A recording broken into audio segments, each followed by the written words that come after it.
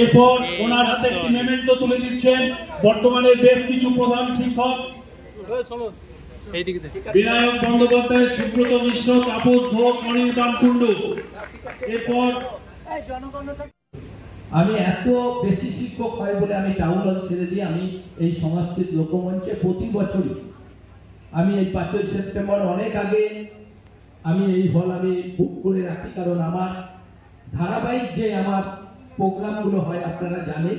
কদিন আগেই আমি আমাদের যে আরপি করে আমাদের যে বোন যেভাবে তাকে মারা হয়েছে সেটা নিয়েও আমি একটা আমার শহরে সম্মানীয় বুদ্ধিজীবীদের আমি একটা সভা এখানে করেছি এবং অত্যন্ত আমাদের প্রায় 50টার উপর ডাক্তারবাবুরা, প্রফেসররা, আমাদের উকিলরা সবাই ছিল।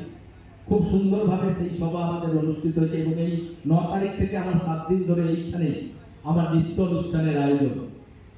9 দিন আমরা সঙ্গীত মেলা করেছি, আবার এই 9 তারিখ থেকে 7 দিন ধরে আমাদের নৃত্য মেলা এই জায়গায় আমাদের অনুষ্ঠিত হবে। কারণ আমরা মনে করি সমাজের প্রতিটি ক্ষেত্রে আমরা যেমন ছাত্রছাত্রীদের উৎসাহিত করার জন্য প্রতিবার মাধ্যমিক, উচ্চ মাধ্যমিকে যারা ভালো ডিভিশনে পাস করেন, আমাদের শহরের প্রতিটি স্কুলে যারা বেশি নাম্বার পান তাদের যেমন আমরা সম্বোধনা দিই, আমরা সঙ্গীত শিল্পীদের সম্বোধনা দিয়ে তাদের উৎসাহিত করি, নৃত্য শিল্পীদের উৎসাহিত করে আমরা নৃত্য মেলার আয়োজন করি সর্বক্ষেত্রে।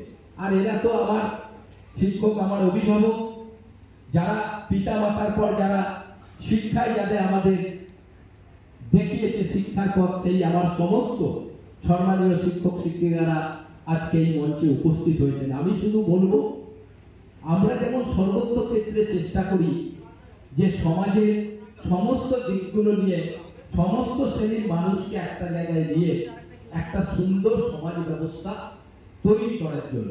হয়তো আমরা সবাই পারবো না, কিন্তু আমরা যদি চেষ্টা করি অনেকটা হয়তো সফল করা যাবে। কারণ আপনারা জানেন যে সমাজে এমন এমন কিছু বাজে কাজ ঘটে চলেছে যেটা আমাদের সবাইকে ভাবায়। আমরা সবাই ভাবি যে সমাজে এমন এমন কাজ হয়, কিছু মানুষ এমন এমন কাজ সমাজে করে সেটা আমাদের সবাইকে ভাবিয়ে তোলে। তাই সে যদি পরিবর্তন করতে হয়, তাই